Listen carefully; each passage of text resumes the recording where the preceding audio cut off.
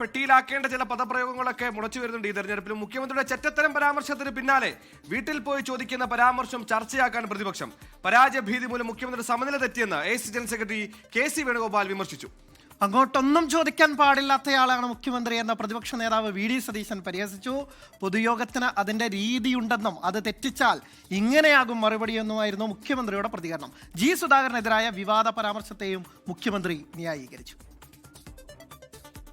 കോന്നിയിലെ തിരഞ്ഞെടുപ്പ് പൊതുയോഗത്തിലെ പ്രസംഗത്തിനിടെ ചോദ്യം ചോദിച്ച CPM പ്രവർത്തകനോട് പറഞ്ഞ വീട്ടിൽ പോയി ചോദിക്കുന്നുള്ള മുഖ്യമന്ത്രിയുടെ പരാമർശമാണ് വിവാദമായത്.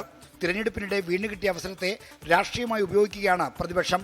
മുഖ്യമന്ത്രിയുടെ ശൈലിയെക്കുറിച്ച് ഉന്നയിക്കുന്ന വിമർശനങ്ങളെ ശരിവെക്കുന്നതാണ് കോന്നി സംഭവം എന്നതാണ് പ്രതിപക്ഷത്തെ സന്തോഷിപ്പിക്കുന്നത്. മുഖ്യമന്ത്രിക്ക് പരാജയം ശരിയായിട്ടും മനസ്സിലായ മുഖ്യമന്ത്രിക്ക് സമനില തെറ്റിയിരിക്കുകയാണ്.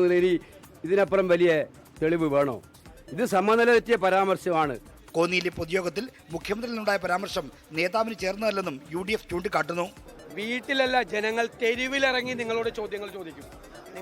നിങ്ങളെ കൊണ്ട് കേരളത്തിലെ ജനങ്ങൾ മറുപടി പറയിപ്പിക്കും. വീട്ടിൽ പോയിട്ടല്ല, തെരുവിലിറങ്ങി ജനങ്ങൾ ചോദ്യം ചോദിക്കും. നിങ്ങളുടെ ദുഷ്ചെയ്തികളെ കുറിച്ച് ചോദ്യങ്ങൾ ചോദിക്കും. എന്നാൽ പരാമർശത്തെ ന്യായീകരിക്കുന്ന പ്രതികരണമാണ് മുഖ്യമന്ത്രിയിൽ നിന്നുണ്ടായത്. അങ്ങനെ ചോദ്യം ചോദിക്കാനല്ലോ പത്രസമ്മേളനമല്ലോ പൊതുയോഗം എന്ന് പറഞ്ഞാൽ. ഈ പത്രസമ്മേളനത്തിൽ നിങ്ങൾ ചോദിക്കുന്നത് എന്തുകൊണ്ടാണ്? ഈ പത്രസമ്മേളനം ആയതുകൊണ്ടല്ലേ. നിങ്ങളെല്ലാവരും വന്ന് എന്റെ പൊതുയോഗത്തിന്റെ മുമ്പിൽ ഇരുന്നിട്ട് ആണെന്ന് ചോദ്യം ചോദിക്കൂ. അങ്ങനെ ചോദിച്ചാൽ കിട്ടുന്ന മറുപടി അത് തന്നെയായിരിക്കും. ജി സുധാകരനെതിരായ രാഷ്ട്രീയ ചെറ്റത്തരം പരാമർശത്തെയും മുഖ്യമന്ത്രി ന്യായീകരിച്ചു.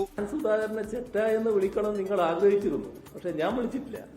ഞാൻ അദ്ദേഹത്തെ കുറിച്ച് പറഞ്ഞെന്താ? ചെറ്റത്തരമാണ്, രാഷ്ട്രീയ ചെറ്റത്തരം. ഈ ചെറ്റത്തരം എന്ന വാക്ക് എപ്പോഴാണ് ഇത്രമാത്രം അശ്ലീലമായി മാറിയത്, അല്ലെങ്കിൽ അൺപാർലമെന്ററി ആയത് നിനക്ക് മനസ്സിലാകുന്നില്ല. 24 തിരുവനന്തപുരം.